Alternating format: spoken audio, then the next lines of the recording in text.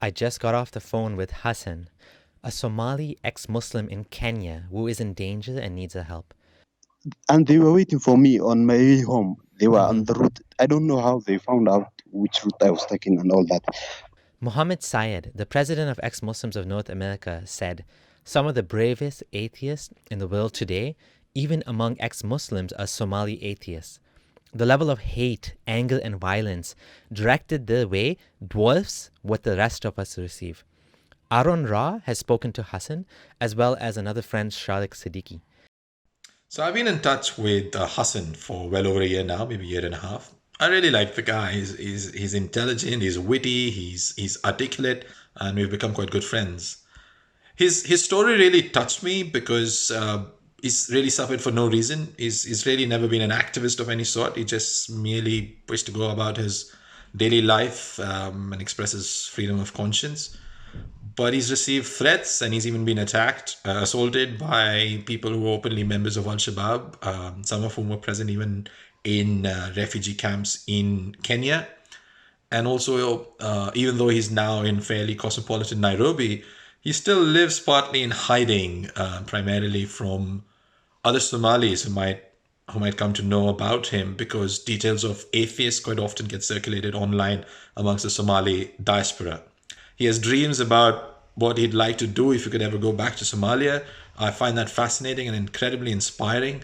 And above all, he's just really funny. And we don't really talk about money and asylum and immigration and things like that. That stuff doesn't really come up. We just talk about the world. We just chat about stuff. We're not really discussing Islam or things like that. The one other thing I'd like to mention is that going to the UN authorities, UNHCR and similar organizations in the refugee camps did end up being of much use, because he'd somehow end up being referred to devout Muslims or devout Christians who weren't really that sympathetic to an atheist, especially an ex-Muslim atheist. That's just something that's just not that well understood in that part of the world. And I've seen photos of the kind of threats he's received. I've seen photos of his injuries. I've seen photos of Al-Shabaab, the photos that Al-Shabaab members sent him of their weapons. And it's really, it must take a toll mentally. But there is very little support available where he is. Here is my interview with Hassan. Check out the description box on how you can help. So as you know, I'm recording this call. I'm going to share a conversation on my channel, and the reason why is because you are trying to leave Kenya. You are trying to come to Canada, which is where I am. If you can tell me what happened to you, like just why do you need to leave Kenya? Actually, you see, I left Islam around 2012, but I did not come out actually until 2017. And I did not wish to come out publicly. You know, it happened by accident. You see, I left my phone unlocked, and one of my distant cousins was at home. You see, and he managed to go through my things, what I was doing online, what I was posting on Facebook. He saw all that. So, you see, the problem started from there. Go on. So, Yep. So he did not keep quiet about it. He just pretended that he did not see anything, but he informed my mother, informed my relatives, informed everybody. And actually, after that, you see, people would harass me. You see, they would try to taunt me. You see, they would call me, you see, devil worshipper and stuff like that. Devil But worshipper? yes. But you don't worship anything. You're atheist. Yes, actually, you see, I don't believe in anything. I'm actually, you see, I don't believe in anything supernatural or anything like that, or any god. Yeah. You see, Any devils? Yes, all that. So actually, it was quite frightening at first. You see, it was frightening, and it was also hilarious. You see, I was being accused of, you see, being a devil worshipper, yet I do not believe in that stuff, or Yes. I don't believe in supernatural things like that. Yep. So so from there, you see, from there, I sometimes used to deny. You see, I used to deny and tell them, you see, that's just a joke. That guy is just joking. Oh yeah. Uh, so, so I just tried to, you see, deny. But Yeah. things worsened in 2018. In 2018, I was attacked like 3 times. Wow. Can you tell me I about what was happened? actually the first time. You see, the first time I was outside. There are football fields actually that people go to in the afternoon. You see Yeah. that. So I was just there. I was, you see, I was taking fresh air. I was Yeah. outside, and I did not know that people were looking for me. That they were trying Oh. to harm and stuff like that. So I was accosted. I was accosted by 3 guys actually. And I suffered, you see, I suffered a broken nose. You see, I suffered a concussion. I was just one, and they were, you see, they were ganging up on me. You Yeah. understand? Yeah. Yeah. It's very painful I, to talk about it too, right?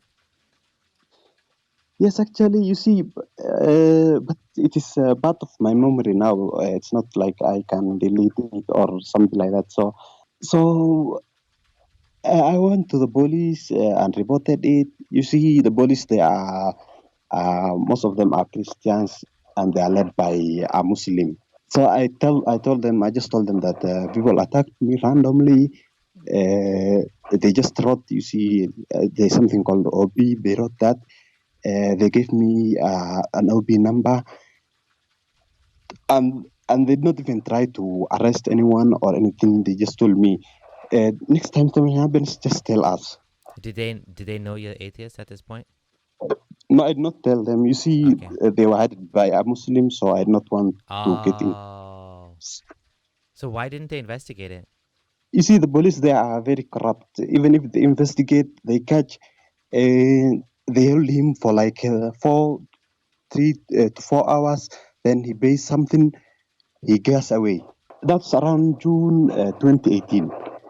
After that, I decided to avoid. You see, I decided to avoid going out at all, going out unless I was going for work or unless I had something real important to do Yeah. outside.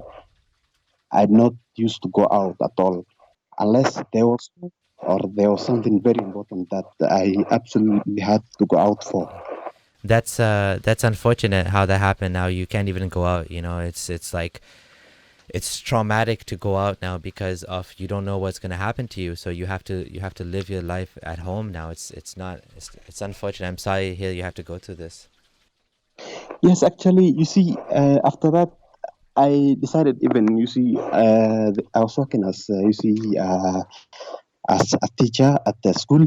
I would go there early in the morning around 6. Then I would come back. You see, when people have started to rest, you see, for the night Yeah. around 9 p.m.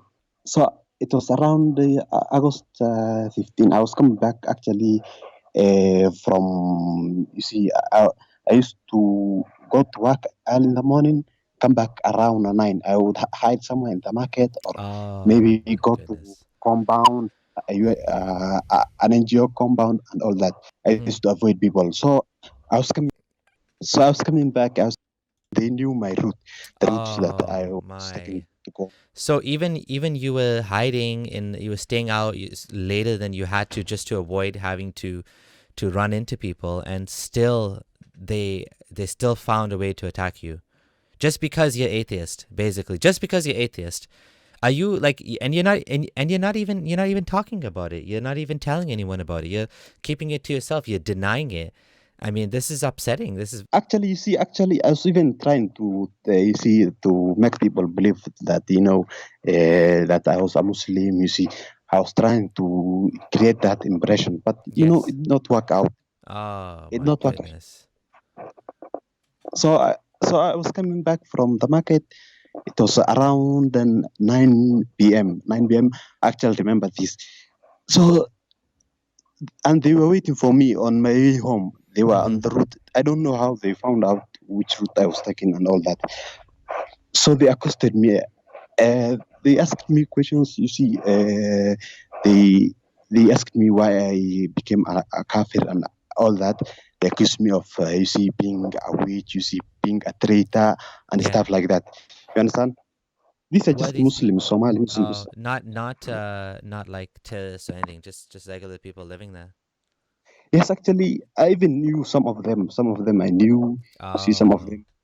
Oh my Uh, goodness. Yeah. some of them.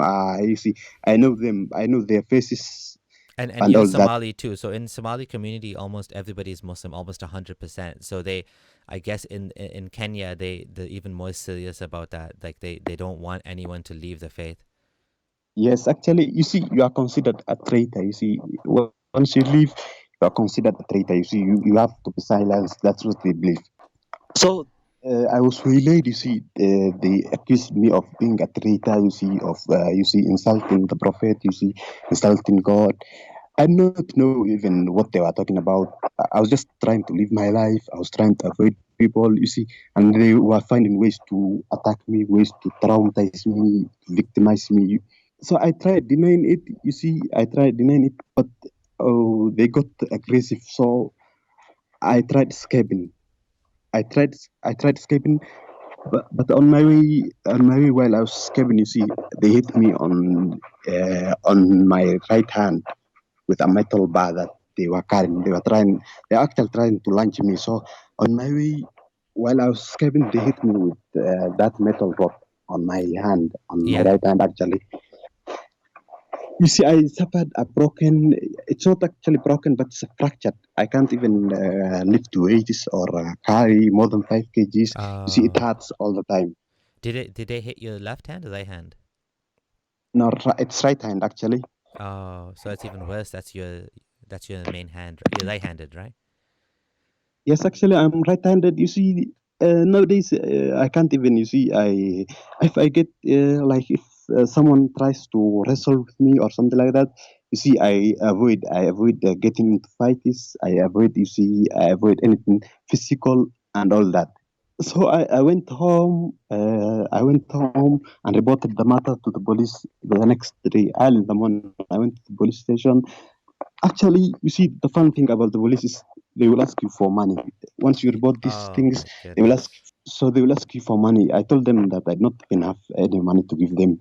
I was just struggling as you see, as a refugee, a Somali refugee. I was working early in the I was working every day to earn a Oh, living. you're a Somali refugee. Oh, I didn't know that. And yeah, of course you don't have Yes, money to pay the police. I mean, that's the job. one thing that I have learned from the police is that even if you pay them, they will not take your case seriously. It's like they will ask the other person for money as well. Oh my goodness. They ask everybody for money. Yes. You see, you report someone to the police, they take money from you, they arrest the person. Once the person is in their custody, they ask him for money as well so that they release him. Oh. You understand? So I told them that I did not have money. So they told me not to bother them. And I just went on with my life. You see, I tried avoiding people as much I could. I actually had this friend of mine. He was, you see, the school principal where I was teaching at that time. So I used to spend most of my time, you see, talking to him, you see, being in school all the time. I used to actually be in school from 6 up to 4 or even 5. So things went on like that. You see, I used to avoid people. Whenever I met people, they would harass me. You see, they would taunt me. They would try to provoke me so that you see they could meet out violence on me. And then Yeah. around November in within that same year, it is around November. It was around November 15 actually. I even remember that day. It was around November 15, and the schools were closed. So I was just staying at home. So you see, my mother, I had to fetch water for my mother. You see, there was no one else at home at that time. Yeah. So I had to go fetch water from the communal tap. And I did not know, although I knew that people were trying to get rid of me, you see, to silence me, you see, to kill me. I did not know that at that time, on that particular day, that I would be attacked. So I was just fetching water at the communal tap. Then this guy came behind me. I did not even see him. He came behind me. You see, he hit me on the head with, you see, a very big stone. I fell down actually unconscious. You see, I bled out a lot. But unfortunately, I was rescued by a motorcycle rider who took me to the police station to record a statement, then took me to the hospital. And actually, you see, I tried following up that matter with the police. You see, I could not even sleep at night. You see, because of the pain and all that, my head had to be stitched. Actually, Oh. I tried following up the matter with the police. They arrested the guy who did it. I knew him. He was just my neighbor. But you see, the next day, when he was arrested, he was arrested around 7 Yeah. a.m. and he was in police cells for like 5 hours. So I was called by the police. They had my phone number. So you see, the problem is, you see, once they arrest the guy, you see, I told you that they ask him for money and all that. Yeah. And they let him out. So before they let him out, they actually called me. They called me to come to the police station. They were holding him. They arrested him around 7 a.m. They only held him for like 5 hours at most. Mm-hmm. You understand? So they called me. They called me on my phone number. You see, they called me. The police called me on my phone number. He was still in their cells. They called me to come to the police station. Mm-hmm. So I went there. I found the guy's parents. You see, Mm-hmm. his relatives. They were all there. Mm. What the police were trying to do was, you see, to make them confront me so that I withdraw the case. You understand? Okay. Yeah. So I went there. You see, these guys were there. They actually tried, you see, harassing me. You see, tell me that he's not the one who did it. You see, they were claiming all sorts of things. Actually, they pressurized me. I told them no, I can't withdraw any case.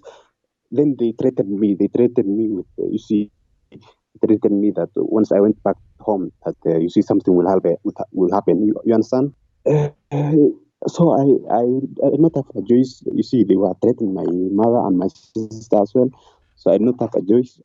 I had to withdraw the case. You understand? Mm-hmm. Yeah. So you withdrew the case. Yeah.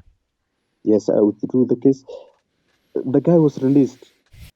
Yeah. That's unfortunate. Hello. That's very sad. The guy was released. You couldn't do anything So because they confronted you. Yeah. so he was released, and you see, now that they knew that, you see. Yes. Hello, Hassan. Yes, is it the line or Yeah, it's just a bad connection. So continue what happened. Let's see if we can finish your story before the line goes off again. So now hello? so now what is the situation? So this guy got out. You couldn't do anything because his family threatened you. So now what's the situation now? You still have to live in fear, I guess. You still have to hide. You can't go out. You have to be careful because of all of these things, right? So that's Hassan. Now, Hassan is still trapped in Kenya, and as you can see, he's tried everything he can to make his life safe and to kind of avoid the situation that he's in. He's told people he's Muslim and everything, and no matter what he does, it seems like no one they still want to attack him. So, based on the situation, he has received some promise of money to leave the country. Already has 7,500. He just needs 2,500 more. So, Abdullah Samir viewers, I know that all of us together can do this. I'm going to put a donation, and I hope all of you will put some money as well to help this poor man get out of this awful situation and to start a new life. A situation that he did not choose to be in, a situation that he is not an activist, he is not someone that is, he was pushed into this situation by a family member that found out his real views, all because he doesn't believe in God, doesn't believe in Allah. He's considered a traitor by his Somali Muslim community in Kenya. And, they want to kill him. He goes to school, he goes to work, and they attack him. They attack him while he's walking. They're attacking him when he's coming home. It's just awful. It's just awful. So if we can help him, if you can help him, all of us together, let's help him to reach the rest of his financing goals. and to get to come to Canada. That would be amazing. That'd be amazing to help this poor man get out of this dangerous situation. And of course, he's a refugee. His mother and sister are also depending on him. So he's the income earner. So if we can help him, we're also saving their lives as well by having their lives taken care of. As of right now, their lives are put at risk by him being there. They're still Muslim. If he leaves, the situation can improve for them because he's not there anymore, right? So please let's help Hassan. Let's help him. If you can make a small donation or if you can make a big donation, let's get him to the goal that he needs. The fundraiser is Michael Sherlock, another well-known atheist in the community. So you can trust him and you can trust the money will go to the right place. So please let us help Hassan and let's get him to where he needs to be. Thanks for watching. This is Abdullah Samir signing out.